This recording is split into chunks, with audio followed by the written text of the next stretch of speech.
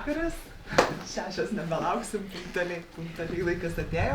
Labai džiaugiuosi matydama jūs susirinkusi šiandien Markučių dvare.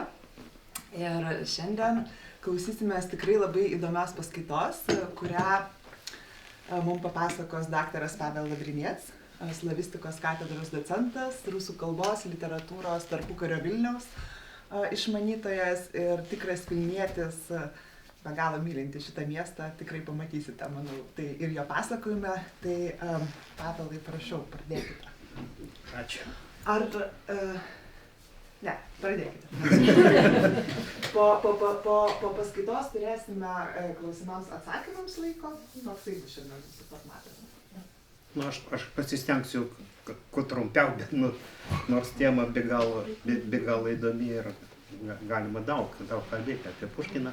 Bet apie patį Puškiną aš šiandien nekalbėsiu, apie Puškiną, apie jo kūrybą, apie jo asmenybę ir taip toliau. Kalbėsim apie Puškino kultą, apie Puškino mitą. Kaip jis susiformavo Rusijos imperijoje ir kaip jis veikė iš dalies dirbtinai atsiribosim Vilniaus kontekstų. Dirbtinai, nes mes suprantam, kad Vilnius buvo neizoliuotas nuo visos imperijos ir 20-ame amžiuje irgi 50 metų kažkiek ten plius minus taip buvo okupuotas Sovietų Sąjungos. Tai Rusijoje per palyginti trumpą laiką susiformavo tas Puškino mitas. Šį mitą galima apibūdinti kaip sampratą, kad Puškinas nėra tiesiog geras poetas arba geriausias rusų poetas. Jis kažką daugiau negu poetas, negu literatas. Taip. Ir Puškinas įkūnija rusų dvasią, išreiškia rusų tautinį charakterį, rusų kultūrai, atstovauja Rusijai ir kaip šaliai, ir kaip valstybei. Šaliai, valstybei, kultūrai. Ir galima pažymėti keletas formulių. Pavyzdžiui, Nikolajus Gogolis 34 metais, dar Puškinas gyvas. 34 metais pavadino Puškiną nacionaliniu poetu, nepaprastu rusų dvasios reiškiniu, kuriame atsispindi rusų gamta, rusų siela, rusų kalba, rusų charakteris. Viskas, kas yra Rusijai ir rusuose. Viskas mes rasim Puškiną. Apie rusų poezijos saulė irgi vienas iš tokių net nekalbėsim, nes kaip jau buvo pasakyta, Puškinas daugiau negu poezija. Tai. Ir vienas iš svarbiausių momentų Puškino kulto formavimasi. Tai 59 metais literatas, poetas, kritikas Apolonas Grigorjevas straipsnyje Žvilgsnis į rusų literatūrą nuo Puškino mirties paskelbė formulę Puškinas yra mūsų viskas. Puškin naše все. Ir toliau paaiškino, kas tai yra. Jis atstovauja viskam ypatingam, kas yra rusų tautoje. Viskam, kuo rusų tauta skiriasi nuo kitų. Kritikas apibūdino poetą kaip rusų tautinės tapatybės simbolis. Ir taip Puškino vardas ir įvaizdis įgavo rusų tautos dvasios ir sielos reikšmė. Tuo laikotarpiu, kai vyko intensyvus rusų ir Rusijos tapatybės formavimas politinėme diskurse ir literatūroje. Ir čia didesnį vaidmenį vaidino be abejo literatūra, nes kas skaito teorinius traktatus arba ten politinius manifestus.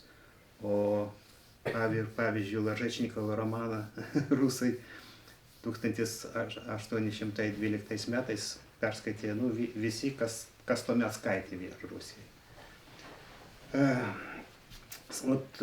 Ir Puškino vardas ir įvaizdis įgavo tokią reikšmę ir kaip toks ir buvo įsiūlomas ir mūsų kraštui, svetimus imperijos ir kitos kultūros herojus vaidmenyje Puškinas buvo įsiūlomas ir mūsų kraštai. Kaip tai vyko, gerai vaizduoja švietimo ministro Sergejaus Uvarovo apsilankimas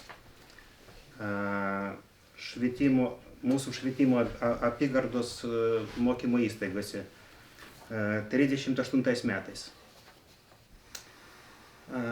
Uvarovas, ką mes žinom apie Uvarovą? Sergejus Uvarovas garsus to, kad 33 metais buvo paskirtas švietimo ministru ir deklaravo, kad švietimas turi būti grindžiamas stačiatikybės, autokratijos ir tautiškumo principais. Pravoslavija, samadержавие, народность. Svarbiausia. Tai 38 metais jis viešėjo ir Vilniuje, ir Minske, Gardine, Balstogėje. Ir kaip mes galime įsivaizduoti, kaip gali vykti Rusijos švietimo ministro vizitai gimnazijose. Parodomieji egzaminai, eilėraščių skaitymai, pjesės, jam skaitė ir geresnius rašinius, ir įteikdavo tos rašinius. Ir Uvarovas liko labai patenkintas. Viskas vyko rusų kalba, aišku. Tai nes nuo 34 metų mūsų gubernijose buvo įvestas dėstymas rusų kalba. Ne rusų kalbos dėstymas, bet dėstymas rusų kalba. Lenkų kalba buvo išstumta iš švietimo sistemos. Tai Uvarovas liko labai patenkintas, liepė rašinius išleisti, o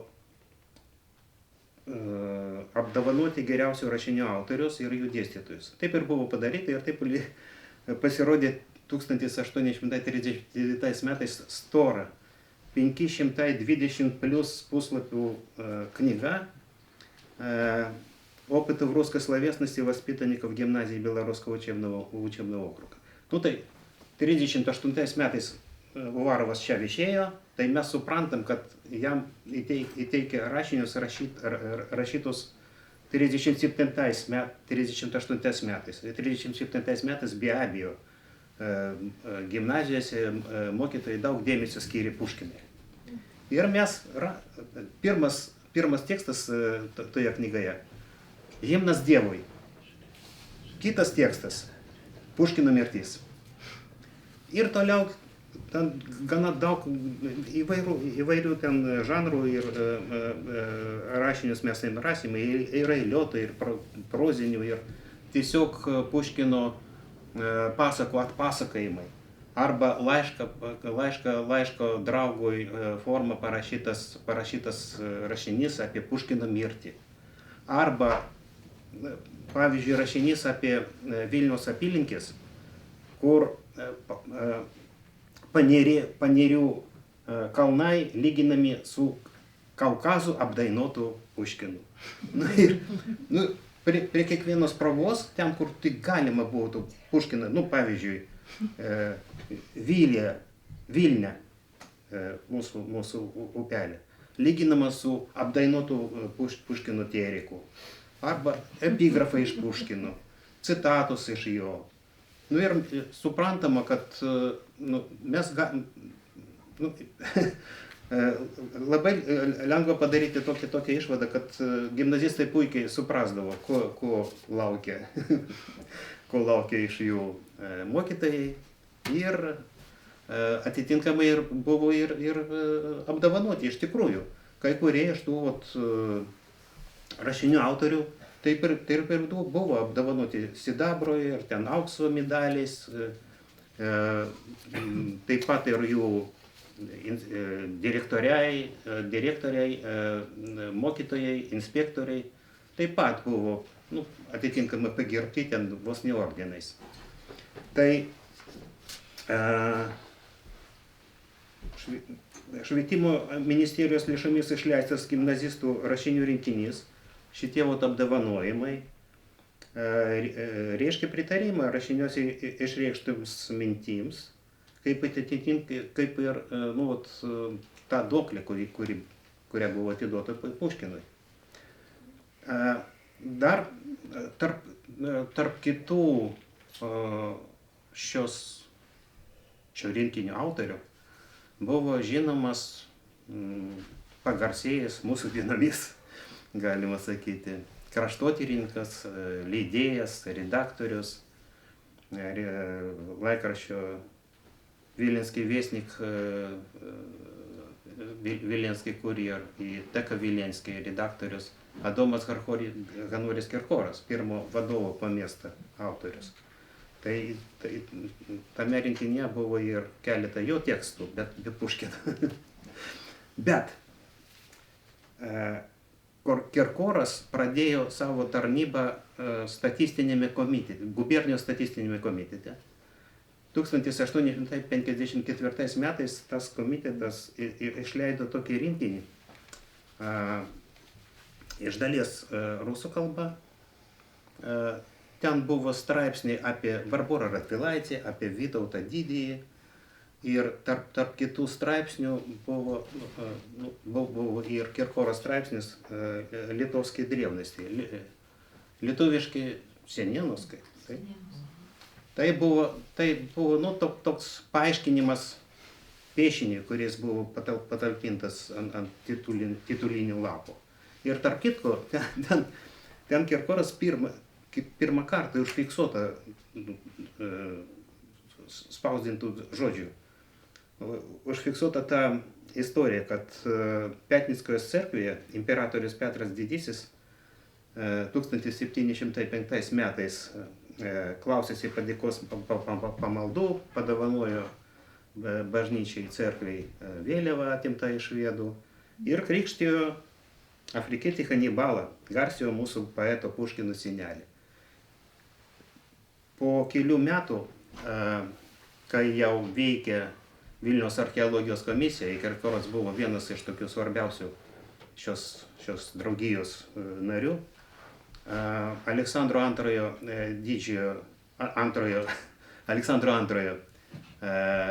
apsilankymo Vilniuje proga buvo išleistas archeologijos komisijos narių rinkinys ir ten tarp kitko buvo paskelbtas ir Kirkoro straipsnis «Историко-статистические очерки Вильна». Toks maždaug kažkas panašaus į vadovo po miestą, bet tikrai su statistinėmis duomenimis. Ir ten Kirkoras pakartojo tą istoriją ir po to, kai jau lenkų kalba jis išleido vadovo po miesto, ten buvo jis užfiksuota jau trečią kartą ir kita kalba. O kaip mes įsivaizduojam, arba nelabai įsivaizduojam. Michailas Muravjovas, toks sukilimo malšintojas, buvo šventai įsitikinęs, kad Vilnius iš pradžių rusų stačiatikiškas miestas ir reikia būtinai atgaivinti tą jo stačiatikybę ir prikelti iš griuvėsių senas bažnyčias ir tarp kitko ir atkreipė dėmesį į Piatnickoje cerkvę. Ir jinai praktiškai, kaip mes žinom, praktiškai iš naujo buvo pastatyta ten vos, nepasakyčiau kiek ten kvadratinių metrų nuo seno pastato, kiek liko dabartinėme pastate. Jis ir ne ten ir stovi, tiesą sakant, kur stovėjo ta bažnyčia, bet... O kur stovėjo? Stovėjo šalia. Šiek tiek reikėtų pastumti, kad atsidurtų savo vietoje. Tai ir kaip mes žinom, tas restauravimas tos bažnyčios, atstatymas, baigėsi jau Muravjovo įpėdinio laikais, generalgubernatorius Kaufmanas, jo valdant Vilnių. Ir buvo įrengti memorialinės lentos ir viename mes ir šiandien galime perskaityti tą istoriją. Tai Tai šis, galima, gerąją prasme, moksliškai sakant, memas. Taip kaip mes dabar suprantam memas. Ta formulė, memas, sujungiantis Petrą Didįjį, Hanibalą ir Puškiną ir siejamas su Piatnickos cerkve, lyg suteikdamas ir cerkviai daugiau verties. Ir Vilnių lyg tai stipriau pririšdavo prie Petro, ir prie Hanibalo, ir prie Puškino. Tai jis buvo tiražuojamas vadovais po miestą praktiškai ir per visą 20 amžių ir iki šiol. Ir kaip jis ir pati cerkvė su tą memorialinė lenta, lyg tai papildoma, tai dokumentuoja taip, tą dalyką. 1899 metais, kai visa Rusijos imperija taip ruošėsi atšvęsti Puškino gimimo 100-metį, Puškino prosenelio Hanibalo krikštas, ne senelio, bet prosenelio Hanibalo krikštas Vilniuje įpareigojo miestą ypatingai prisidėti prie poeto gimimo šventės, kaip prašė Vilenskį Viesnik. Ten buvo labai daug visokių ten pasiūlymų. Tarp kitko buvo siūloma pastatyti visiems prieinamus Puškino vardo liaudės namus su sekmadieninė mokykla, biblioteka, skaitykla, salėmis ten ir taip toliau. Kaip mes žinom iš visokių ten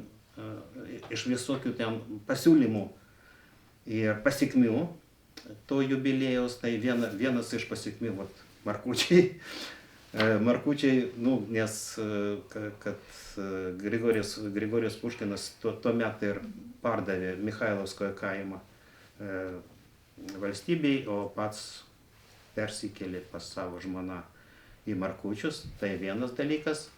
Kita, ką mes žinom, kad buvo pastatytas Puškino paminklas, kaip Vilniui būdinga, ne 99 metais, bet tik po metų. Kaip jie galėjo? Taip. Savo pinigus? Taip. Šeimos? Ne šeimos. Ne šeimos. Ten negilinsim į to paminklo istoriją. Iš tikrųjų ten net ir kai kurie. Čia svarbu, jeigu jau kalbam apie paminklą, svarbu pažymėti, kad tai irgi tai rimtas dalykas. Tai Vilniuje tai buvo antras paminklas iš viso. O pirmas Muravjovas. Tai jūs galite įsivaizduoti, kokią vietą politinėme diskursijoje turėjo toks lyg tai poetas. Daugiau negu poetas, kaip mes suprantam.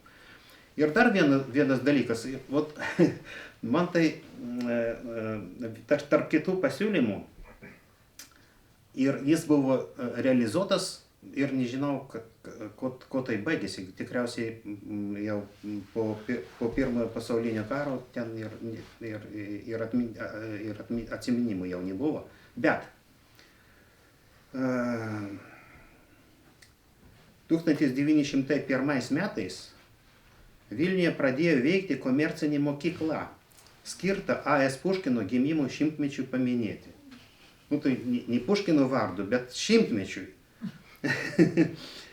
Семиклассное коммерческое училище в память столетия со дня рождения Пушкина. Man tai klausimas. Per pirmąją pamoką visose klasėse toje mokykloje mokytojai pasakojo mokiniams Puškino biografiją ir taip kiekvienais metais tai pasikartodavo. Puškino gimimo 100-mečio atminimo komercinės mokyklos atsiradimą galima paaiškinti arba to, kad realiai pritrūko kvalifikuotų, taip sakant, komersantų ir reikėjo įsteigti tokią mokyklą ir tai buvo geras pretekstas Puškinas. Su Puškinu leido. Arba atvirkščiai. Puškino jubiliejus veikia kaip universalus pateisinimas. Arba atvirkščiai, valdžia darė spaudimą ir įvairių tautybių pirkliams, tarp kitko jie buvo dalininkai tos mokyklos, kad jie kažkaip prisidėtų prie jubiliejaus, prisidėtų prie Puškino jubiliejaus, kad nors kokia nauda iš to būtų, sugalvoja tą komercinį mokyklą. Irgi tas jau kartu su paminklu reikėtų ten paminėti, kad Pilies skveras, Pilies kalno papėdė buvo sutvarkytas ir pervardytas į Puškino, vietoj Zamkovai tapo Puškinskiai. Puškino paminklas buvo pastatytas vėliau, kaip mes žinom, tik 1900 spalio 15 metais. Ir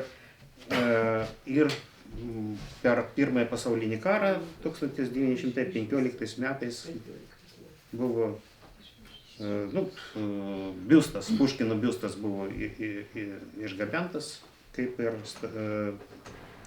Jekaterinos antrosios ir Muravjovo statulos. Ir kaip mes žinom, dabar mes galim tik pamatyti tą Puškino paminklo postamentą po Stanislovo Maniškos biusto. Tokiu būdu per mokyklų ir gimnazijų pamokas, per vadovėlius, chrestomatijas, per šventės, per jubilėjas, per atminties ženklus ir jeigu prisiminsime paminklinį lentą cerkvės sienoje ir skvero pavadinimas ir pats paminklas, buvo puoselėtas Puškino kultas. Paminklinė lenta ir paminklas simboliškai liktai žymėjo tą teritoriją, užvaldydavo teritoriją. Ir visi šie dalykai transliavo Rusijos ir rusų kultūros vertybės šio krašto gyventojams, primindavo, kur jie gyvena, kokioj erdvėj. Tarpukario metais. Po Pirmojo pasaulinio karo Vilniaus kraštas buvo inkorporuotas į Lenkijos valstybę. Pasikeitė Vilniaus gyventojų sudėtis. Pirmiausia dėl to, kad buvo evakuotas visų pirma rusų tautybės valdininkai, tarnautojai ir rusai ženkliai sumažėjo. Ten beveik 21 procentas buvo prieš Pirmąjį pasaulinį karą. Po karo 23 metais, pavyzdžiui, vos 3 procentai. Tai jeigu skaičiais, tai dar drastiškai. 42 tūkstančiai rusų, po karo 4 tūkstančiai. 600. Taip. Tai svarbiausia ne tas, kad sumažėjo. Dar svarbiausia, kad pasikeitė statusas. Tai buvo liktai dominuojanti gyventojų grupė.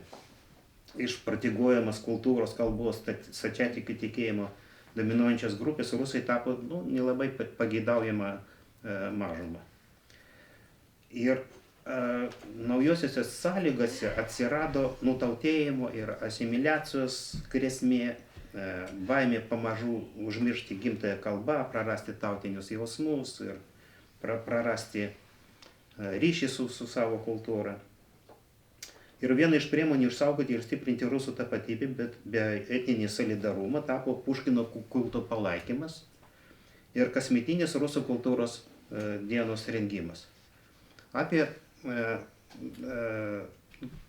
Tai toks fenomenas visur rusų už Sovietų Rusijos ribų, ten, kur gyveno Rusijai, pradedant nuo 24-25 metų, kasmet buvo rengiami rusų kultūros dienos, būtent Puškino gimimo diena. Ir prasidėjo tas nuo Estijos, tarp kitko. 24 metais buvo surengta pirmoji rusų švietimo diena Estijoje. Įskirta Puškino 125 gimimo metinėms ir po to pradėjo ne tik Estijoje, bet ir Čekijoje, Čekoslovakijoje, ten Lenkijoje, Prancūzijoje švęsti tą rusų kultūrą, ne rusų švietimo, bet rusų kultūros dieną. Vilniuje apie tą nieko nežinojo 24 metais.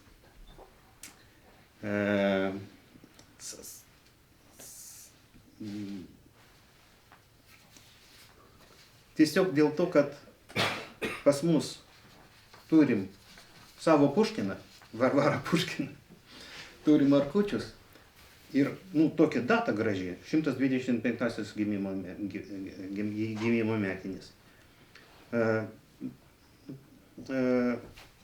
Į Markučius sekmadienį birželio 24 metų, birželio 8 dieną, į Markučius, kur poeto sūnaus našlė Varvara Puškina rūpestingai saugojo atmintį apie Puškiną, atvyko Vilniaus draugijos berniukų gimnazijos gimnazistai ir jų dėstytojai, privačios Liubovės Paspėlovos mergaičių gimnazijos mokinės, vilkėdamas paradinės uniformas, nes sodybos šeimininkė buvo jų globėja.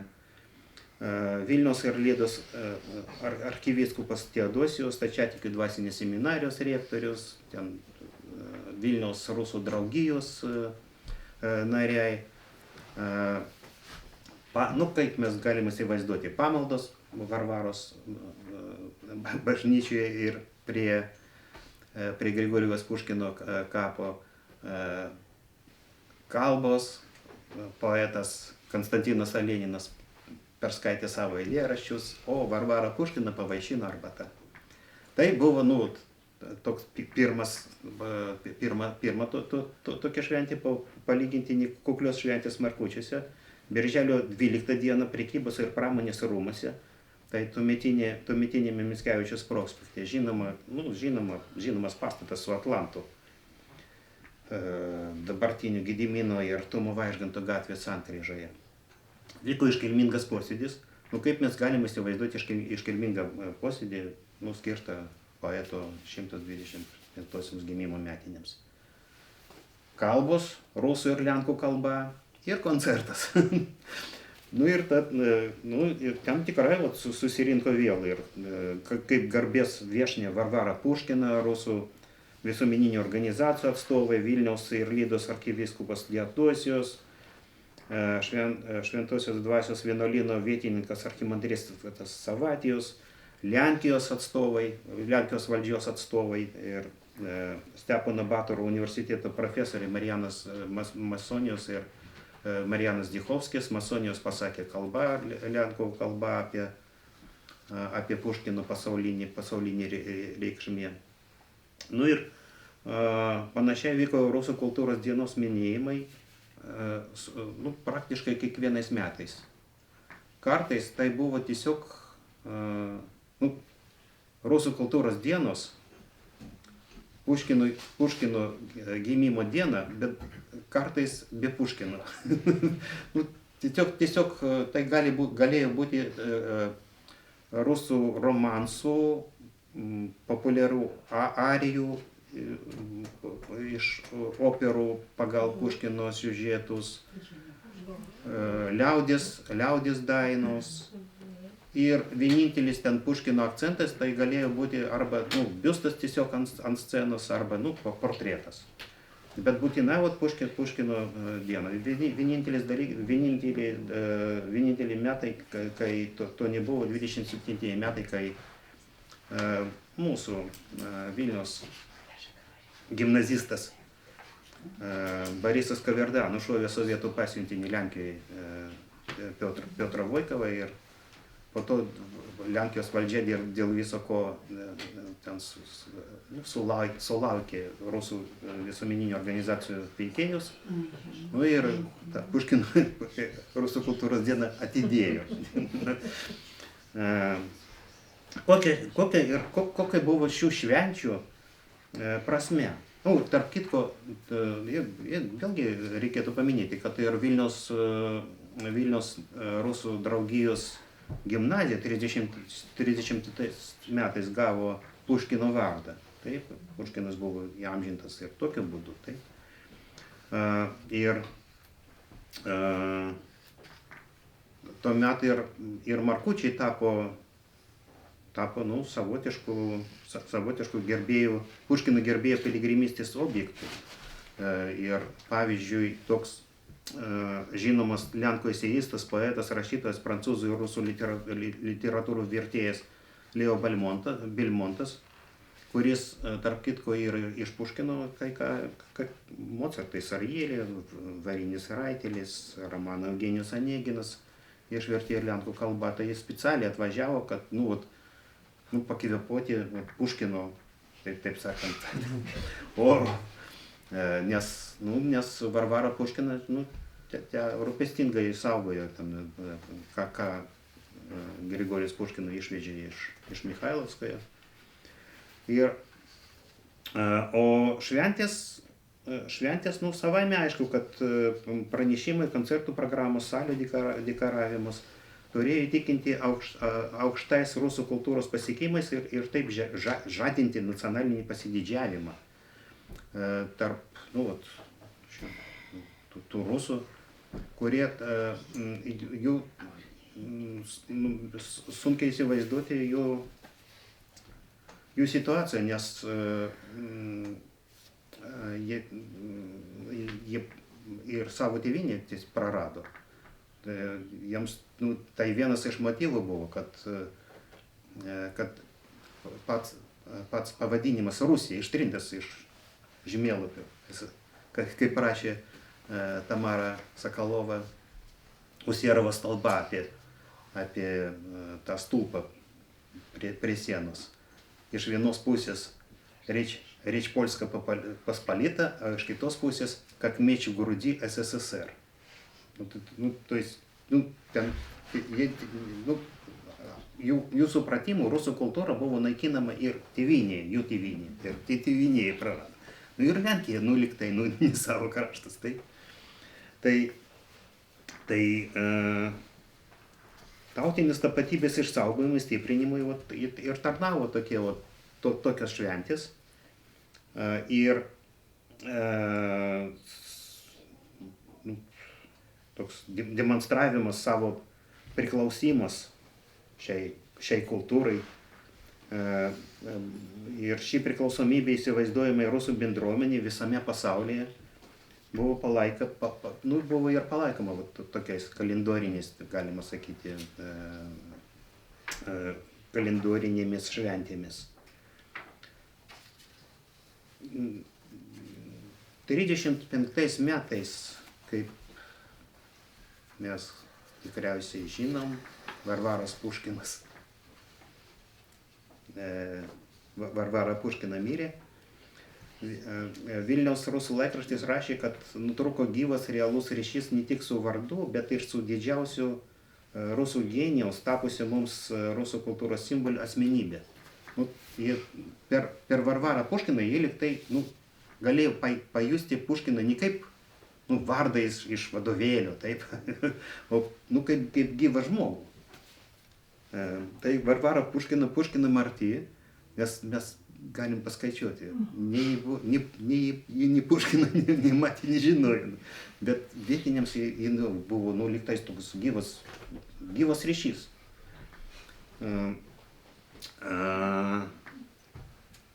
Ji buvo suvokiama kaip esminė grandis, padėdantis pajusti Puškiną ne kaip genialaus kūrinių autorių, kaip abstrakčią literatūros istorijos, kultūros istorijos figūrą, bet pajusti realų gyvą žmogų. Laikraščiuose Varvara Puškina buvo pavadinta gyvų rusų visuomenės centru, nes jinai ir dėl ligų, dėl senyvo amžiaus negalėjo dalyvauti, bet rusų visuomenės veikėjai dažnai lankydavę ją jos dvare, praleisdami laiką jos svetingumo atmosferoje, ne tik ilsėdavosi sielą, bet ir tarsi semdavosi įkvėpimų savo darbų iš visos tos dvarininko lizdo aplinkos, kur dar išliko tiek daug relikvijų iš paties poeto.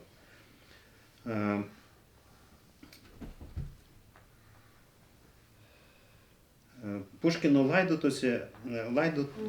Puškinos laidotuvės aiškiai parodė jos kaip gyvos relikvijos reikšmė. Vėl Markučiuose susirinko Vilniaus dvasininkai, Marijos vienuolyno vienuolės, Vilniaus rusų bendruomenės nariai, Puškino gimnazijos ir mokyklos mokytojai bei mokiniai po liturgijos ir pakalbų buvo pažymėta, kad jinai reta savo gerumu ir plačiai požiūriu tipišką rusą, kuri taip apibūdino Rusiją, kuri daug padarė rusų visuomenei ir rusų kultūrai. Vienas iš svarbių rusų visuomenės veikėjų Viačeslav Bogdanovič, rusų ir baltarusių veikėjus, senatorių buvo išrinktas vienu laiku. Tai Viačeslavas Bogdanovičius pabrėžė Varvaros Puškinos reikšmė kaip gyvą dviejų kartų ryšį. Viena vertus jis siejo savo amžininkus su Puškino epocha ne tik vardu, bet ir įrengdama savo dvare Puškino kampelį. O kita vertus ji rūpinosi gimnazijomis, remia Puškino gimnaziją, liktai rūpinosi rusų kultūros ateitimi. O po Varvaros Puškinos mirties jo vaidmenį liktai perėmė Vladimiras Nazimovas, ūkvedis ir Puškino testamento vykdytojas, liktai kaip estafetė. Kai 36 metais Vilniuje buvo įkurtas jubiliejinis komitetas, kad atšvęsti Puškino mirties šimtmetį, taip. Tai Nazimovas buvo Puškino komiteto parodos komisijos pirmininkas. Komisija surengė jubiliejinį parodą Puškino gimnazijoje, Aušros vartų gatvėje, kur be kita ko buvo eksponuojami ir eksponatai iš Markučio dvaro paskolinti. Taip. O ir Nazimovui buvo patikėta atidaryti iškilmingą posėdį skirtą Puškino mirties šimtmečiui. Lietuvių gimnazijos salėje 37 metais. Ir tame dalyvavo ir arkivyskupas Teodosijus, Stepano Batoro universiteto rektorius profesorius Marijanas Dichovskis. Pranešimus skaitė ir Konstantinas Galkovskis, ir Konstantin Galkovski, universiteto lektorius Vsevolod Baikinas, ir kiti ten žinomi Vilniuje asmenys. Kaip žinoma, Varvara Puškino testamentu paliko dvarą Vilniaus rusų bendruomenei tam, kad sodyba tarnautų kultūrai, o sodybos gyvenamajame name buvo saugomas Puškino atminimas. Iš kai kurių nagrinėtų Rimgado Ryliškio, jis kažkada dirbo čia muziejuje, iš nagrinėtų jo dokumentų seka, kad 35-40 metais iš tikrųjų Markučiuose veikė, nors formaliai neįsteigtas, bet Puškino memorialinis muziejus. Ir galima aptikti, pavyzdžiui, laikraštį Ruskaya Slova 39 metais vasarą, prieš pat karą. Buvo galima perskaityti tokius skelbimus, kad Puškino kampelis lankytojams atidarytas sekmadieniais. Sovietų okupacijos metais prasidėjo naujas valdžios instrumentalizuoto Puškino kulto puoselėjimo etapas.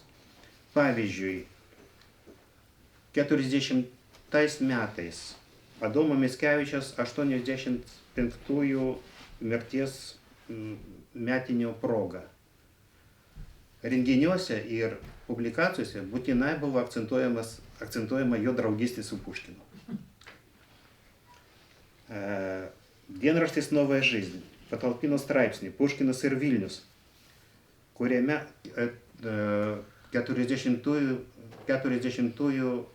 metų lapkritis. Nu, jūs įsivaizduojat tą kalendorių.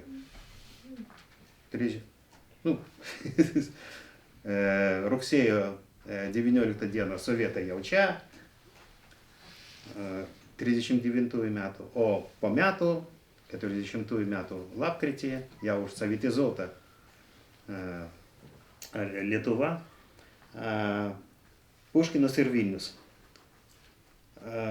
Tai straipsnėje Vilniaus ir Puškino ryšių pradžia siejama su Hanibalo krikštu, pradeda nuo to memo, taip. Apie ką sako cituojamas memorialinis lentos ant bažnyčios sienos užrašas. Pasak autoriaus, Vilniaus ir Puškino ryšį atnaujino poeto sūnus Grigorijus Puškinas, kuris vedė, gyveno, mirė palaidotas Vilniuje. Straipsnį detaliai aprašomos Puškino relikvijos. Nu ir vienoje iš svetainių,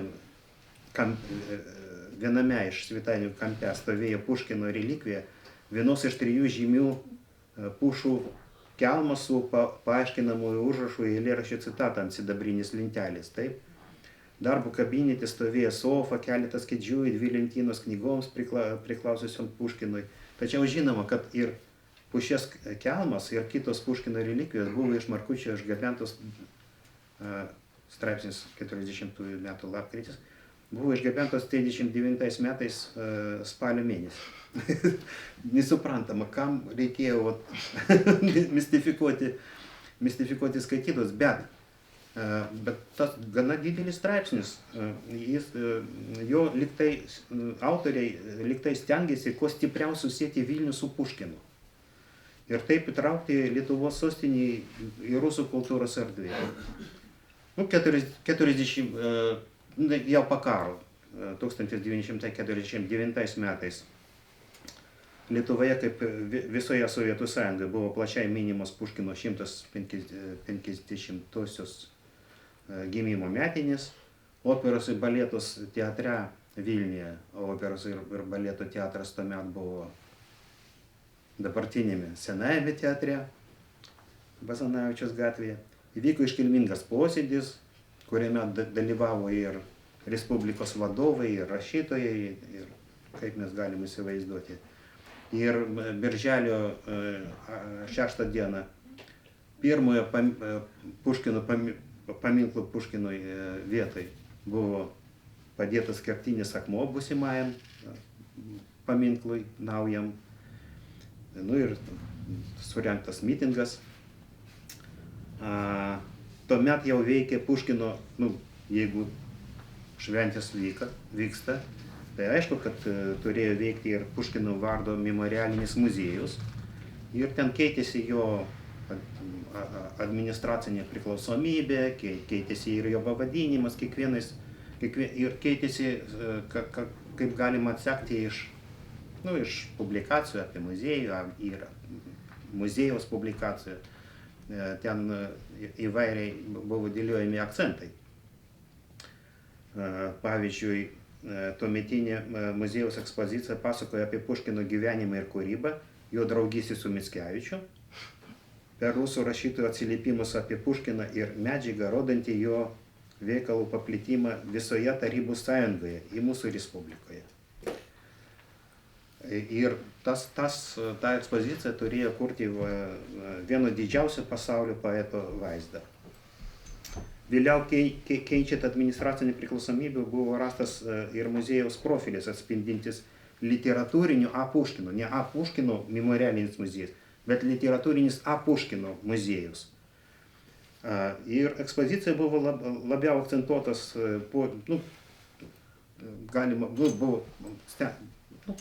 tam tikros pastangos buvo padarytos, kad parodyti Puškino vietą Lietuvos ir lietuvių kultūrai. Poveikį lietuvių literatūrai, teatrui ir taip toliau. O ekspozicijos naratyvą apie rusų ir lietuvių literatūrą ir kultūros sąsajas bei Puškino ir Mickevičiaus draugystę papildė kambarį su medžiaga skirta nušviesti broliškų Latvių, Baltarusių, Ukrainiečių literatūros susitikimą Vilniuje. Kaip mes žinom, Ševčenko gyveno. Ševčenko, ukrainiečių literatūra. Janka Kupala, Jakub Kolas, vėl rado vietą. Janis Rainis. Žinau, kur yra memorialinė lenta jam skirta. O paminklas, kaip mes žinom, 55 metais, vis tiek ne toje vietoje, kur buvo iš pradžių numatytas, taip. O Puškino sodas, Pilies kalno papėdė, paminklas, muziejus ir Puškino metinėms skirti renginiai siekia įtvirtinti rusų kultūros pasaulinį reikšmę, simboliškai užvaldyti erdvę ir laiką. Spaudoje, kuri perestroikos laikotarpiu 87-8 metais ten pradėjo nuo vakarinės naujienos, pavyzdžiui, ten gana daug apie Cireikiškį rašė, kad ne vieta ten Puškinui ir netinka Puškinas istoriniam sostinės centrui. Ir ją būtinai reikėtų ją perkelti. Kai kurie rusų visuomenės veikėjai ir stačiatikių bažnyčios atstovai siūlė perkelti paminklą į Piatnickios bažnyčios šventorių. Būtent tam, kad liktai ir kad nedingtų toks svarbus Vilniaus gyventojų daliai, tai svarbus paminklas, kad nedingtų iš miesto, o neutralioj teritorijai, taip sakant. Ir tos pasiūlymus nebuvo atsižvelgta, taip, kaip mes žinom, nuo 92 metų Puškinas čia. Pati ši akcijas rodo, kad paminklas Puškinui buvo suvokiamas kaip sovietinio režimo arba sovietizuotos rusų kultūros simbolis, kuriem tikrai ne vieta, tai šventoj vietoj, taip. O Puškino nepriklausomybės atkuros prasidėjo kažkokie, galima pastebėti, kažką naujo, kas dedasi su Puškinu. Nepriklausomoje Lietuvoje kontekstas pasikeitė ir muziejaus, ir to paminklo, ir Piatnickios cerkvės galų gale. Puškino literatūros muziejus jau seniai nustojo būti būtent Puškino literatūros muziejumi ir pamažu tapo tiesiog bajorų gyvenimo muziejumi. Taip man atrodo, kad liberalios demokratijos santvarka vykdo valdžia, toje santvarkoje vykdo tam tikrą atminties ir kultūros politiką, tačiau ne griežto diktato formą. Ir jeigu mūsų visuomenė įvairialypė, jeigu daliai visuomenės Puškinas rūpi, tai ir valdžia leido ten švęsti Puškino, pavyzdžiui, datas ir čia Markučiuose, prie paminklo, ir kaip galima buvo atsekti jau ne valdžios iniciatyva, bet pačių tų kažkokių ten literatų susivienijimų, saviveiklinių teatrų iniciatyva, ten buvo rengiami čia koncertai, poezijos skaitymai. Išskirtinis dalykas, tai Baltijos šalyse tik Lietuva pasižymėjo to, kaip 99 metais atšventė poeto šimtmetį. Buvo sudaryta jubiliejinė respublikinė komisija. Išleista ten, aš paskaičiau, kolegos tuomet iš Latvijos paklausė, ką Lietuvoje buvo išleista, tą progą. Tai mes galim, pradedant nuo pasaulinės literatūros bibliotekos Puškino tomo ir dar 10 punktų.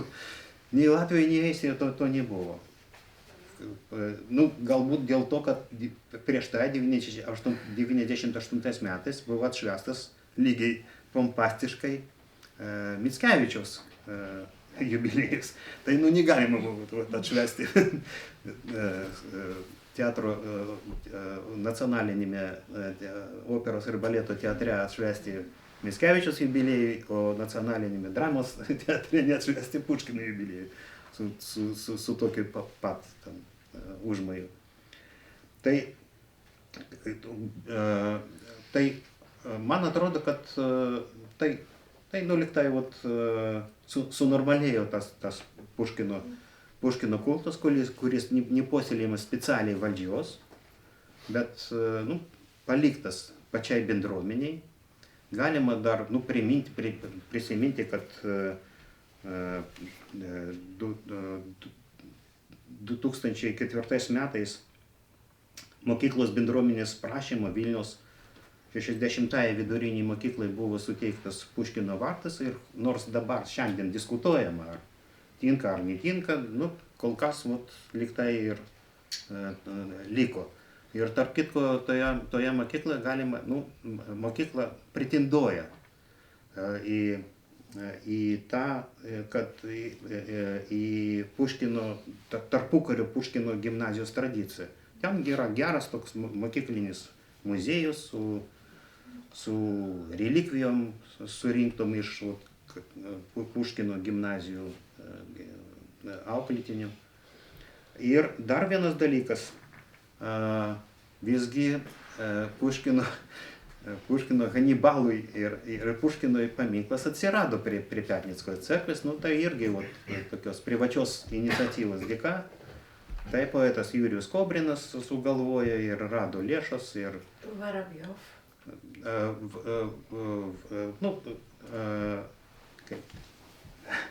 Istorija tokia, kad Jurijus Kobrinas įkūrė Konstantino Vorobjovo fondą, kurio vardu buvo surinktos lėšos ir pagal ir skulptorius Vytautas Nalivaika sukūrė tą. O kas toksai Konstantinas Vorobjovas? Konstantinas Vorobjovas vienas geriausių rusų sovietinių tokių rašytojų, bet jis, taip likimas lemia, kad jis karo metais atsidūrė čia Lietuvoje, pabėgo iš belaisvės, tapo partizanų, sovietinių partizanų.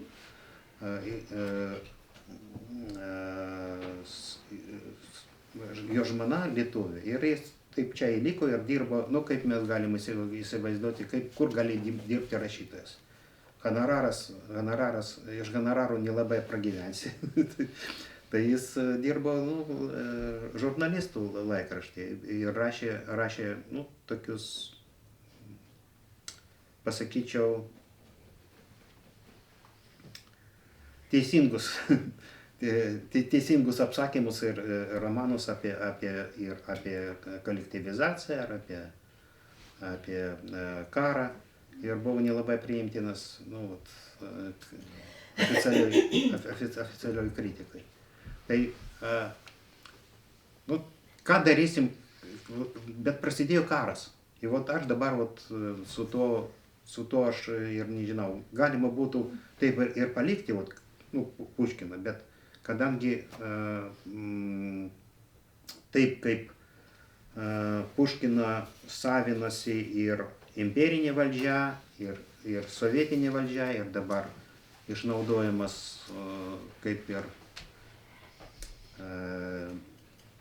kiti rusų kultūros elementai išnaudojamas Putino režimu, tai jis gali, mano supratimu,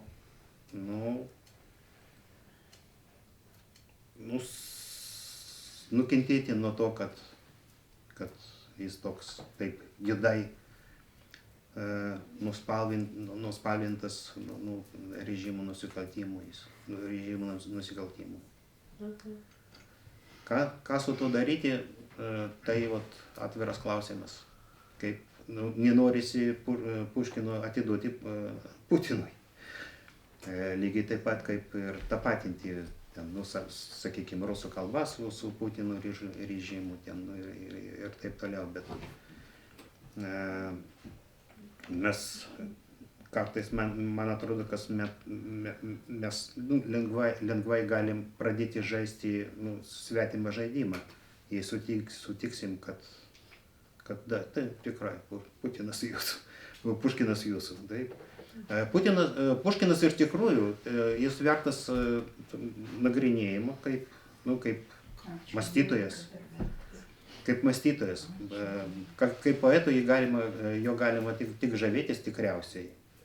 Nors kartais jis ir poetinėse savo kūriniuose ne visai prieinamus mums dalykus skelbė.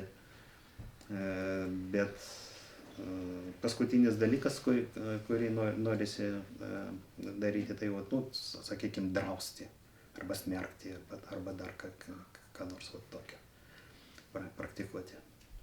Mes netyčia jau pradėjom klausimus.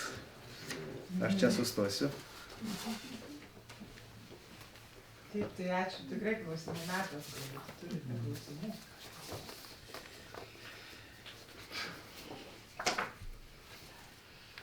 O galima? Taip. Gal jūs žinot, kur Lietuvoje vis dar egzistuoja Puškino gatvės pavadinimai? Kurios vietose? Aš vieną žinau, gal nežinau. Buvo, bet dingo Puškino mokykla ar gimnazija Kaune, jau nėra. O kur dar Puškino? Ir gatvė buvo, bet nėra. Ir gatvės. Miškinė dabar. Kaune. O kokia dabar? Vis dar egzistuoja akmeniai Puškino gatvė. Puškino. Tai toli nuo Vilniaus, bet vis dar egzistuoja. Galima paieškoti, tik galbūt ir dar kur nors. Gali būti, aš tikrai žinau apie akmenį.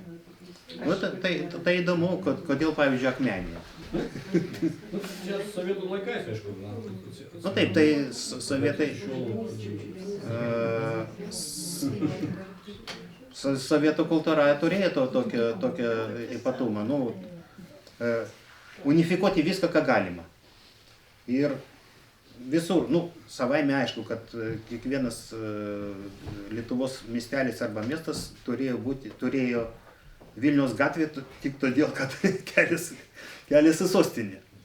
Bet be Vilniaus gatvės ten atsirasdavo, pavyzdžiui, ką turėjo Gorkis bendro su Vilniumi, bet Gorkio gatvė buvo. Aš galiu užduoti klausimą, kurį aš nežinau atsakymą, bet labai geras klausimas. Kiek Lietuvos partizanų turėjo slapyvardį Puškinas? Galite pabandyti atspėti. Aš irgi žinau. Daugiau nei vienas. Tikrai labai geras klausimas, žinokit. Tai kiek? 27. Oho. Nieko savo. 27. 27. Taip, Lietuvos laisvės kovotojai miškuose. Taip, slapyvardžiu Puškinas. Labai įdomus tikrai faktas. Aš turiu klausimą iš stebinčių tiesioginę transliaciją. Klausimas tiksliai taip, kaip užrašytas. Taip ir pasakysiu, kodėl Puškiną pasirinko kaip šauklį, o ne kokį kitą rusų autorių. Formuluoja šitaip stebėtoje klausimą. Oi, tai pradėsiu nuo to, kad pradėsiu nuo nuorodos į Абрама Рейнблата straipsnį «Как Пушкин вышел в гении». Kaip Puškinas tapo genijum. Puškinas, tai išskirtinis atvejis, kai jis, dar vos pradėjo nuo pirmų žingsnių literatūroje, jau buvo pripažintas geriausių poetų iš pradžių licėjuje, o po to savo kartoje, po to, kaip jam sekasi. Įsivaizduokit, mes gal tiesiog iš vadovėlių prie to priprato, bet jūs pabandykit, iš naujo pažiūrėti. Nikolajus po dekabristų tą sukilimo Peterburge atvažiuoja į Maskvą į karūnavimo ceremonijas, nes pagal tradiciją karūnavimas Maskvoje, senoji sostinėje. Atvažiuoja į Maskvą karūnacijos į tos iškilmės ir iškviečia Puškiną. Kiek milijonų gyventojų buvo Rusijai, bet imperatorius turėjo omeny, turėjo galvoje, reikėjo su Puškinu pakalbėti, būtinai. Ar mes jūs galite įsivaizduoti tokią situaciją? Tai praktiškai visi Rusijos imperijos pavaldiniai žinojo, kad Puškinas tai tas poetas, kuris kalbėjosi su mūsų imperatoriu. O imperatorius tut, pamazanik Božai, mes irgi to supratimo jau neturim, kad tai sakralinė tiesiog figūra. Tai pradedant nuo to, kad jis buvo išskirtas ir savo kūrybą, ir savo ypatingų tokių likimų. Jisgi buvo, kaip Puškinas buvo labai geros nuomonės apie save. Jis galvojo, kad jis maždaug Byronas, o užėmė smulkiausią ten valdininko poziciją. Tai iš to buvo ir ten nesusipratimai, konfliktai su gubernatoriais ten ir su kitais ten valdininkais, kurie matė jame smulkų valdininką, smulkų tarnautoją, o ne genijų. O jis, taip jautė save, kaip, toks, jau žymantis vietą pasaulio scenoje. Tai pradedant nuo to. O toliau, kaip aš ir nuo to ir pradėjau, kad tikrai galima patikėti ir Gogolis irgi, kaip literatūros žmogus, jis ir ne visai rusų, ne 100%, kaip mes suprantam rusus. Jis išvelgė Puškino kūryboje, Puškino asmenybėje, tą ypatingą, pirmas, kurį jis pavadino Puškino nacionaliniu poetu ir taip toliau. O ką jis, jeigu galima paklausti, ką jis padarė rusų kalbai ir su rusų kalba? Ir žmogui, kuris nėra rusakalbis. Puškinas. Man 75 metai, klausykit. O jūs skaitėt ką rusų kalba? Aš kaip ir... Vot Eugenija Oneginu, pavyzdžiui, skaitėt jūs? Ne, bet jūs skaitėt, ar jūs kada skaitėt? O tada aš jums atsakysiu. Tai žinokit, negalima taip šmeižti. Laikai keičiasi valdžia. Negalima taip. Ne, tai normalus klausimas, ką jis padarė. Ką jis padarė? Jis parašė tokias eilės. Kaip muzikalios. Suprantat, aš jums pabandysiu paaiškinti dabar, kodėl aš paklausiu šitą klausimą. Nes matot, aš nežinau. Tai tada, žinokit, reikia skaityti. Ir aš norėčiau sužinoti. Ir šiuo metu tarp to, kad aš sužinočiau. Šiuo metu tarp to, kad aš galėčiau sužinoti iš žmogaus, kuris man galėtų pasakyti, stovite jūs ir man trukdote suprasti. Aš suprantu, bet jūs neskaitėte, tai tada negali suprasti. Bet žinokit, gali būti, kad jūs manęs niekaip nepaskatinote skaityti. Tai čia jūsų reikalas. Aš tai siūlau tęsti. Ne, su Puškinu. Su Puškinu kalba. Pagarbos ir leisti atsakyti. Su Puškino kalba mes irgi turėsim sunkumų, greitai. Aš neseniai mačiau, žinomas toks rusų literatūros kritikas, Aleksandras Archangelskis, dabar gyvena, kaip daugelis ten, kaip relokantas, emigrantas užsienyje.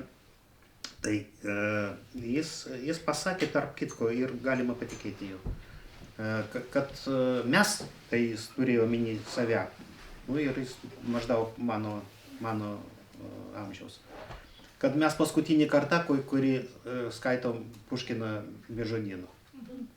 Iš tikrųjų, jau šiandien vat ta pati Eugenijų Onegina, mes jau matėm nu, tokios humoristinės piešinius, kaip mokiniai įsivaizduoja. Бразды пушистые, взрывая, сидит там ямщик на облучке. Kaip jie įsivaizduoja, kas tai бразды? Бразды, да. Взрывая в каком смысле? Как гранатами? Нет. Так это объяснять надо. Reikia aiškinti, kas tai бразды. Взрывая облучки, kas tai облучок, kaip mes įsivaizduojam. Bet čia normalu, turbūt kalbos evoliucija eina vis tiek. Nu taip, Taip, bet čia viską suprantam, tik reikia skaityti. Bet jeigu nori Skaityti, suprasti, skaityti, skaityti. yra, žinoma, Eugenijus Oneginas rusų gyvenimo enciklopedija, kaip Bilinskis parašė.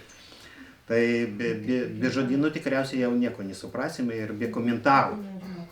Bet Puškino meilės lyrika, nu tai ten, kur tiesiog užtenka tik žinoti rusų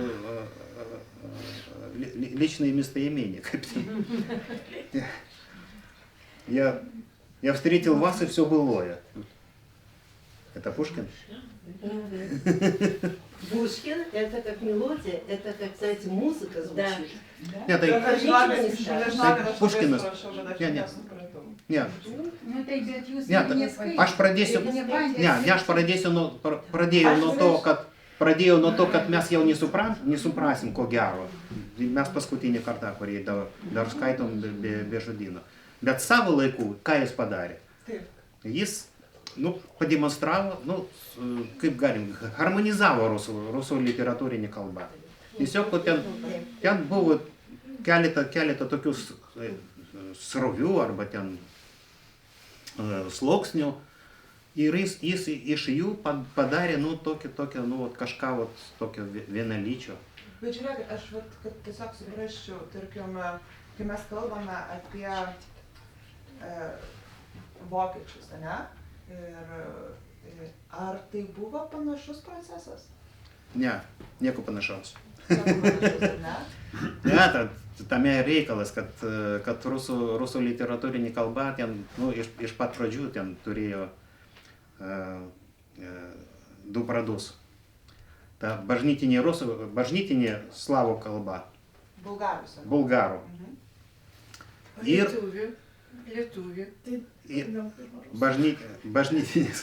bažnytinė slavų kalba. Ir rusų šnekamoji kalba. Tai iš jų padaryti kažką tokio, tai ir situacija, ko skiriasi, pavyzdžiui, nuo Vokietijos. Vokiečiai neturėjo suprantamas jiems bažnyčių kalbos. Jų bažnyčios kalba iki Liutero buvo lotynų. Ir ten negalėjo būti tokios situacijos, negalėjo būti tokios situacijos, kad žmogus, bažnytinės kalbos kaip tokios nežino, bet supranta. Pavyzdžiui, tai iš tokių pavyzdžiais lengviau paaiškinti. Mes suprantam, kas tai yra vrak. Bet tai iš bažnytinės kalbos vrak. Rusiškai būtų vorok. Lygiai taip pat kaip brek. Tai iš bažnytinės kalbos, bet rusiškai būtų berek. Ir brek į vrak mes suprantam. Grad mes suprantam, kad tai gorod. Krava, lyg tai kažkas irgi panašaus į karovą. Tai rusakalbiai, tie, kurie mokėjo tik rusų kalbą, bet tą bažnytinę kalbą jie suprasdavo. Kitaip negu vokiečiai. Jų šnekamoji kalba, kaip iki minulio, iki lotynų. Ir ten panašių dalykų negalėjo būti. Aš noriu paklausti, o kiek tų paėjimų parašė Puškinas?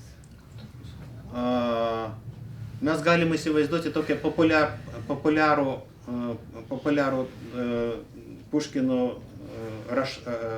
Puškino raštai, tai jeigu Lermontovui užtenka 4 tomai, Puškinui reikia 10, Tolstojui 100. Nu, kad mes suprasime maždaug proporcijas. Grigojus norėjo paklausti kažką. Tai ačiū, Pavlai, už paskaitą ir tu gražiai papasakojai, kaip Puškino vaizdinys keitėsi 19-20 amžiuje.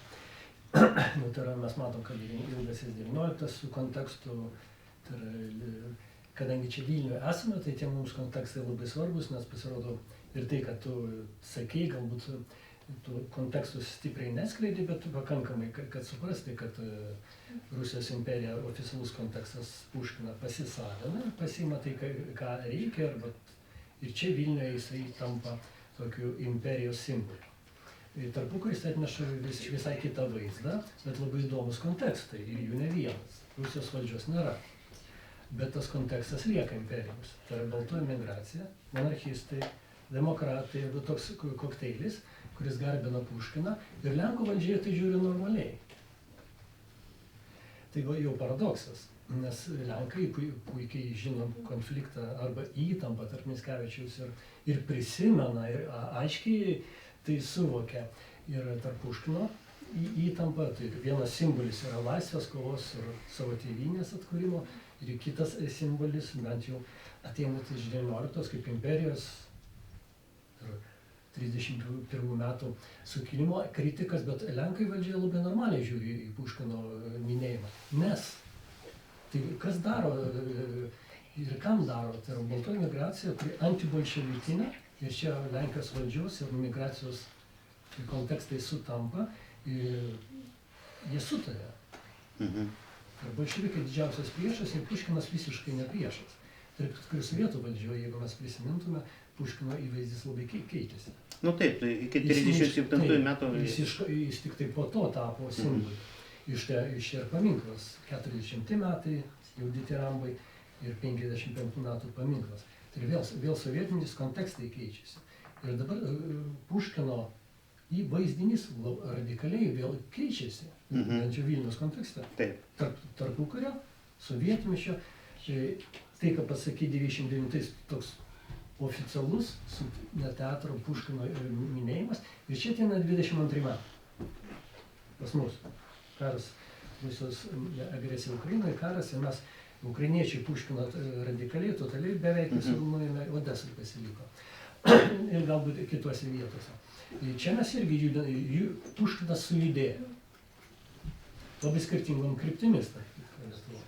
11 metais atsiranda prie Petninskos cerkvės, 22 iškeliauja į Markučius, o po 2022 metų vėl čia bandoma ir iš Markučių jį judinti. Tai yra, ar mes sugebėsim Lietuvai surasti aukso vidurį, tarp to, ką vadina tokio humanistinio, klasikinio humanizmo, kurį, pavyzdžiui, Tomas Venclova atstovautų, ir kiti intelektualai, ir tokio radikalaus dekolonizacijos, kad mums Puškino reikia, viešos erdvės. Ar čia mes aukso vidurį surasim? Tikriausiai ne karo sąlygomis.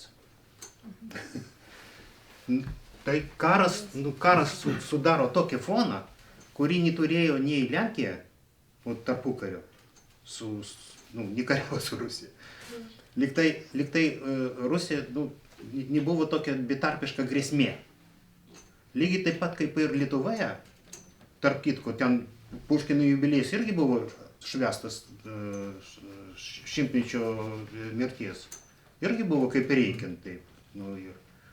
Mes atsiminėm, galim prisiminti, ten Balius Sruogos straipsnius, Puškinas rusų europietis ir taip toliau. Tai man atrodo, kad tas faktorius, tas veiksnys labai svarbus, karas ar ne karas. Jeigu, Lietuvos ir Sovietų Rusijos santykiai tarpukario, tai atskira daina. Lenkijos ir Sovietų sąjungos ir santykiai su savo rusų nu, su rusų ta antibolševikinė išeivija ir su vietinė mažuma, kaip tai pažymėjai. Bet man atrodo, kad reikalas tame, kad pavyzdžiui tas pats profesorius Marijanas Dikovskis, kuris žinojo Puškiną kaip niekas tikriausiai iš Vilniaus rusų draugijos veikėjų. Jam Puškinas buvo įdomus kaip poetas, kaip mąstytojas, bet ne kaip tam tikrų, kaip propagandos įrankis, ar kaip grėsmė. Aš taip manyčiau. Ir surasim mes ar nesurasim. Rimantas Sideravičius, aš, kai tu, tos Puškino ir Lietuvos santykių geriausias žinovas tikriausiai, kažkada man išvardino ir mes galim dar pagalvoti. Kalba, mes jeigu pradėsim kovoti su Puškinu ir pradėsim nuo Puškino paminklo čia, tai greitai prieisim prie statulų, prie skulptūrų, prie teatro ir operos baletų. Nes ten Borisas Godunovas, Eugenijus Oneginas, figurantai iš baletų ir operų pagal Puškino siužetus. Ką mes su jais darysim? O ką su architektūra Vilniaus darysim? Nu taip.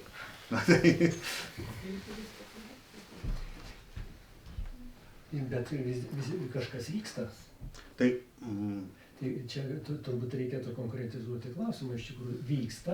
Pats sakai, kad karas, tai yra karas, Rusijos karas Ukrainoje, ir tas kontekstas, kuriame nesurasim. Bet kas vyksta, kai nesurandame, kažkas vyksta. Tai šia prasme mes turbūt mažai reflektuojame, tai yra Puškino tas vaizdinio slinktis, mes nematome kontekstų, imperinio Vilniaus, ką darysime, o prezidentūrą, tai paimam ir išsprendėm, perinterpretavom ir pasodinam savo prezidentą, viskas tvarkoja.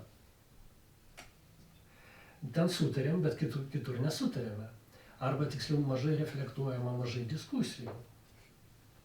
Tai yra, kam čia to Puškino reikia ir kam čia jis tarnauja. Tiesiog dabar akivaizdu, kad viešoji dominuojanti nuomonė Puškinas sieja arba tai, kas netgi ne viešoji, o daugiau tai jau jaunoji vidurinė karta sieja su tokia radikalia dekolonizacija, tai kaip imperinis ženklas, reikia juos naikinti. Ne tik iš viešumos, iš literatūros kano išėmėme. Ir klausimas, tai čia ir sustoju, prie pačią sferą nelema, bet yra spaudimas mokyklai, visoms mokykloms, kurios turi rusiškus pavadinimus, mes negalime matyti to konteksto, kuris radikalizuojasi. Tai mano ir klausimas buvo, ar surasim aukso taisyklę, kuri galėtų būti, ką pats nori. Nežinau, jeigu maitnik švytoklis. Taip. Kažkada ta švytokliai turėjo kažkur sustoti, bet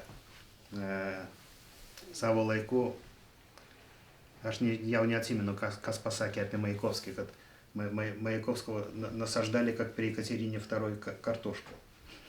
В советской школе. Tai jeigu Puškiną taip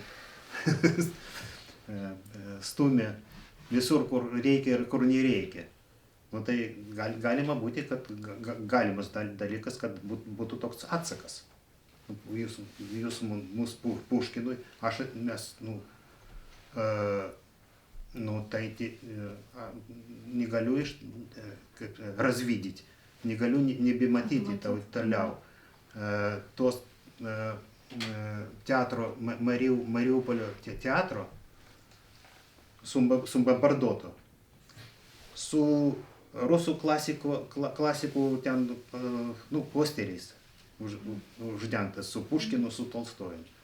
Jeigu taip daroma, jeigu ta karo mašina taip veikia, tai aišku, kad norisi kažkaip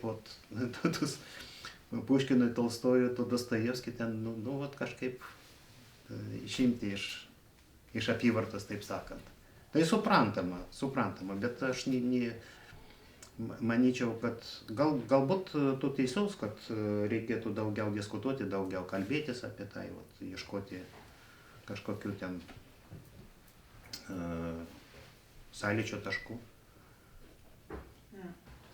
O kad jau palėtėme šitą karštą klausimą, kaip Rusijos federacija šiandien politizuoja Puškiną, tai galbūt jūs sekate, žinote ir galėtumėte pasakyti, kaip jinai tą daro tiksliai. Tarkim, iki manęs, tokie labai maži ataidi tik tai dalykai. Jeigu man reiktų pasakyti, tai prisiminčiau Rusijos užsienio reikalų ministrą, kuris citavo Klevetnikam Rasijai pačioje pradžioje karo su Ukraina ir viskas, ką aš pastebėjau, kas iki manęs ateidėjo. Bet vis tiek yra toksai labai svarbus simbolis daugam, tiem patiem Rusijos disidentam, tarkim, Londone veikia Puškino namai, tai yra žmonių, kurie pabėgo nuo režimo įkurta menininkų, bet irgi Puškino namai pavadinimas. Tai jeigu sistemiškai, nes mes čia taip kalbam apie tą baubą, Rusijos federacija daro, naudoja, tai jeigu taip trumpai, bet sistemiškai. Išeitų pasakyti, kaip jie tiksliai naudoja tą Puškiną? Ne, aš neapsijaučiau.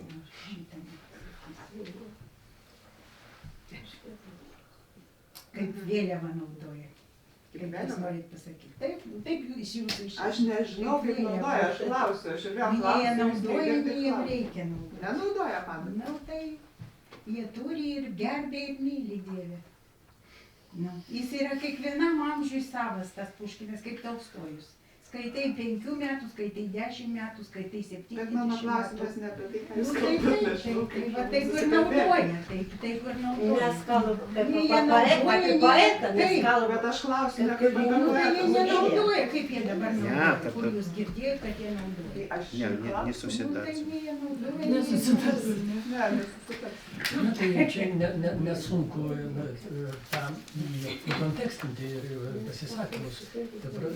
Puškinas kaip modernios rusų kalbos pradininkas, kalbos ir reformų padarė graži, skambi kalba, kuri daugelį žmonių atlieka tas kanonas.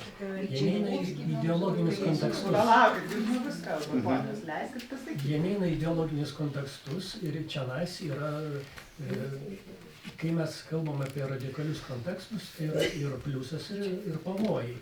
Tai yra žmonės, kurie nemato, kad iš tikrųjų Puškinas yra tam tikrų metų yra, jis permastė santykius, Lotmanas, mes Lotmaną irgi turbūt turėtume prisiminti, nes vienas įdomiausių monografijų apie Puškiną ir permastytų, sako, kad tai visgi mąstytojas, valstybininkas, jis mąstė Rusijos vietą Europos kontekste arba santykius tarp Rusijos ir atidavė duoklį tai imperiniam dalykui. Tai yra, vis tiek Puškinas atlieka tą vietą santykius su caru, bet kartu Lotmano jis irgi sprendė sovietmečiu tą dilemą, ką daryti ir kur tą Puškiną padėti. Tai tartum mes grįžtam prie savotiškos Lotmano receptų, kad mes jį galim tyrinėti, aiškintis, skaityti, ką moteris ir sako, tai sako, skaitykite jį.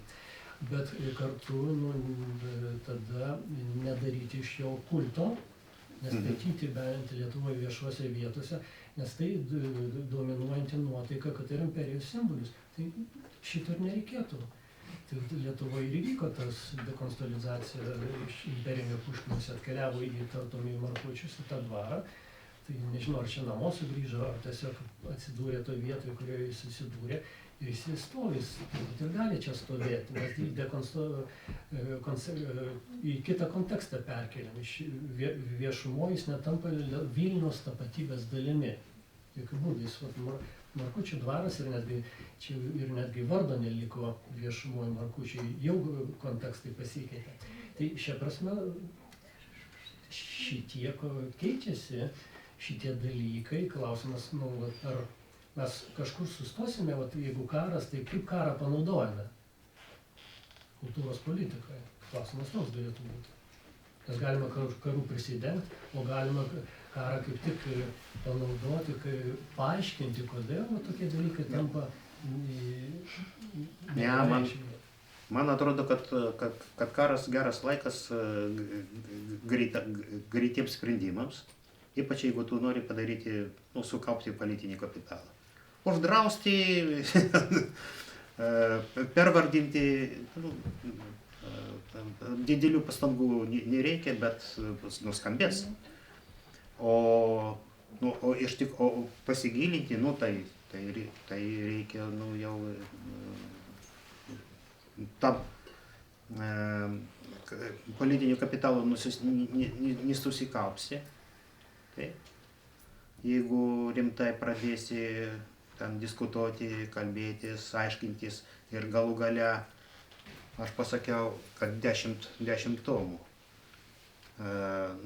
Ten galima atmesti, pavyzdžiui, poeziją galim neskaityti, bet paskaitysim Puškino laiškus.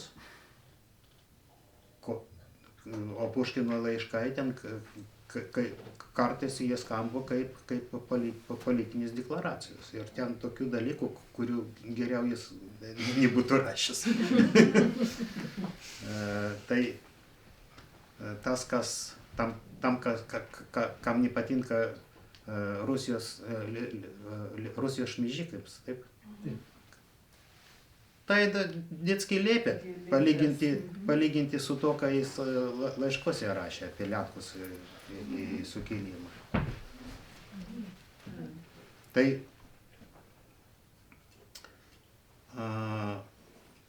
kol karas vyksta, nieko nebus. Ir karas geras, kita vertus tai irgi toks, gali būti toks stimulas pasigilinti ir iš tikrųjų ir tą Puškiną paskaityti galų gale. O galiu pramoginį klausimą užduoti. Kaip su tuo Ganibalu? Tai Kirkoras sugalvojo tą visą reikalą? Kaip jūs manot? Kas nors kapstėsi šito istoriją? Kapstėsi. Nieko nerado? Ne, ten yra, bet žinot, rimti žmonės rašė.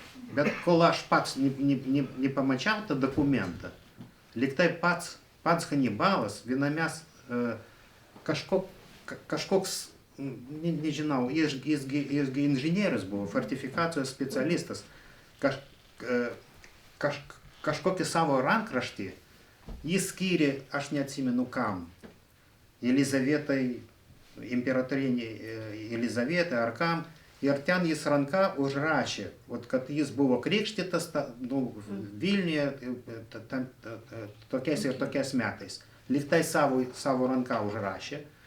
Ir kažkur tas rankraštis yra, bet aš norėčiau jį gyvai pamatyti. Bet tas iš atpasakojimo. Pavyzdžiui, yra tokia, taip vadinama nemecka biografija Ganibalo. Tai jo palikonis surašė jo biografiją ir kažkur ten Estijoje jinai buvo liktai publikuota, ten irgi figūruoja. Ir ten mes galim pagal datas pažiūrėti, kad iš tikrųjų, taip ir buvo, kad Saksonijos karalius ir mūsų dėja karalius Augustas buvo Vilniuje, buvo čia Petras, jie buvo sąjungininkai kare prieš Švediją. Ir kad sustiprinti tą savo sąjungą, jie galėjo sugalvoti tą reikalą. Krikštyti Ganibalą, kad karalienė tapo jo krikšto motina. Bet klausimas, o kodėl Petnickos cerkvėje, kuri jau buvo udikta unitų tuomet jau? Keistas dalykas. Петр Первый так захотел. Захотел.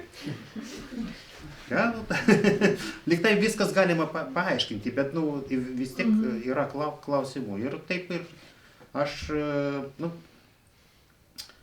man įdomu kita vertus, iš kur Kirkoras tą ištraukė. Lyg tai, galėjo tai iš gandų. Žmonės kalba. Žmonės, taip. Nejaugi ten per kiek 100 plus kažkiek tai metų išliko ta legenda. Nepaprastas dalykas. Gal apie ją labai daug žmonių kalbėjo apie tą legendą. Tikrai neramiai tikėtina. Gal dar kokių klausimų kas nors turi? Nes jeigu ne, tai aš tada vieną turiu. O gal yra žinoma, kaip Dostojevskis žiūrėjo Puškiną, koks jų santykis buvo? Kažkada Dagnė Beržaitė geriau žino. Atrodo, 82 metais buvo atidarytas Puškino paminklas. Anksčiau jau miręs Dostojevskis 82. Tai kada... 79, man atrodo. Kada? 79. 70. Tai ta proga, kai Maskvoje buvo pastatytas Puškino paminklas, tai žinoma, ten irgi bankietai, ten koncertai ir visa kita. Turgenevas pasakė vieną kalbą, ne taip, o Puškinas pasakė tokią kalbą, kad ten žmonės... Dostojevskis. Dostojevskis pasakė tokią kalbą, kad jis praktiškai pakartojo iš dalies tą, ką rašė Apolonas Grigorjevas, kad Puškinas tai mūsų viskas. Ir ten ir buvo tokios formulės, kad maždaug Puškinas gali atsiliepti į viską, kad всемирная русская отзывчивость, kad jis toks universalus žmogus, universalus rašytojas, kuris gali ir ispaną suprasti, ir senų laikų gyvenančių žmonių ir visa kita. Tai Dostojevskis Puškinas buvo didžiausias tikriausiai rusų autorius. Ir jis pakartojo Grigorjevo formulės ir nurodė, kad tai Apolonas Grigorjevas praktiškai viską, ką reikia žinoti apie Puškiną pasakė. Kad Puškinas viso. Mes dar paskutiniam klausimui turim laiko. Turi klausimas? Aš noriu paklausti, o kokie santykiai buvo pas Puškiną su Lermontovu?